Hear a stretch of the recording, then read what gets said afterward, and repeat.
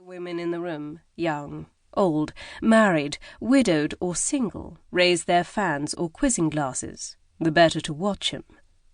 The men also took notice of his arrival, especially the clutch of men who slouched near the entrance, young bucks who looked as if they were undecided about whether they should remain at the ball or leave to engage in some vile masculine pursuit.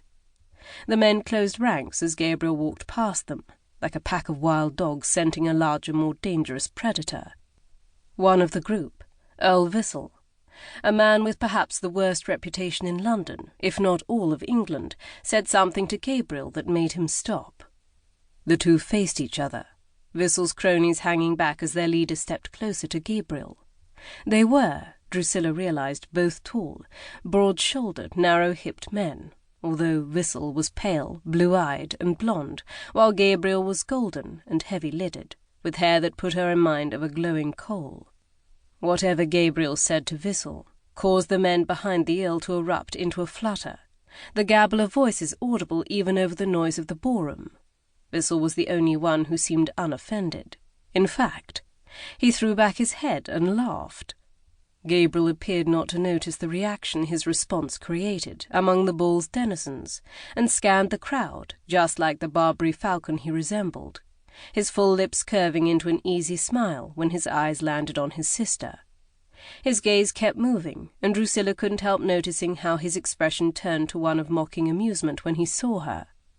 She told herself his reaction was entirely natural, especially since she'd done everything in her power to provoke and annoy him for the last 5 years.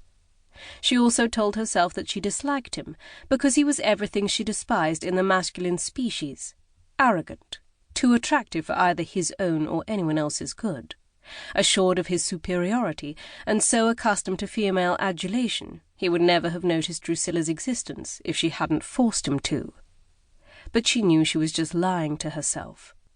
The real reason she disliked him, if that was indeed the emotion she bore him, was because Gabriel Marlington made her dislike herself, an emotion she'd believed she'd rooted out years ago. Every time he came near her, she was forced to recall her own less than prepossessing appearance. Drusilla knew she was not ugly, but she certainly could not be called pretty. No, handsome was the best she could ever hope for. Not that she cared about superficial and vain matters, yet another thing she told herself. "Gabe!" Eva was bouncing up and down when her slipper caught on the grubby hem of her white gown. An audible rip drew the attention of everyone in the vicinity. Her face, so happy only a second earlier, collapsed into a frown. Oh, bother! It was a big rip, but nothing Eva hadn't done before. Drusilla laid a hand on her friend's forearm.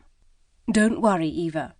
I have plenty of pins, and we'll fix it in a trice," she said as Gabriel stopped in front of them. "Good evening, ladies." He greeted his stepsister by kissing her on both cheeks in a foreign fashion Drusilla secretly found charming. He never greeted Drusilla that way, but at least today he smiled at Drusilla after hearing her volunteer to fix Eva's gown. "You have an excellent friend in Miss Clare, Eva, not to mention a forward-thinking one, to come armed with so many pins." Drusilla tried not to bask in the grateful, almost warm glance he shot her.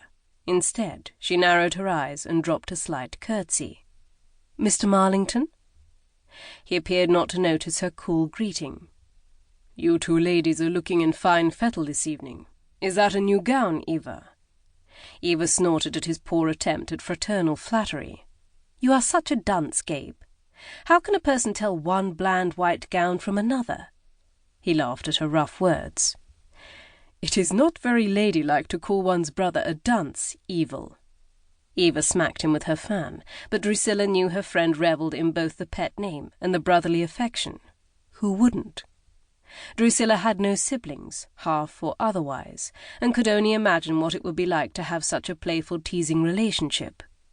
She was fond of her Aunt Violet, of course, but their relationship was neither close nor particularly deep, and she loved her kind but distant father, but he'd rarely had the time to spare for her when she'd been a girl, and he died when she was only 14 and still away at school. And that was the sum of her family, at least any she knew. Drusilla did not understand how even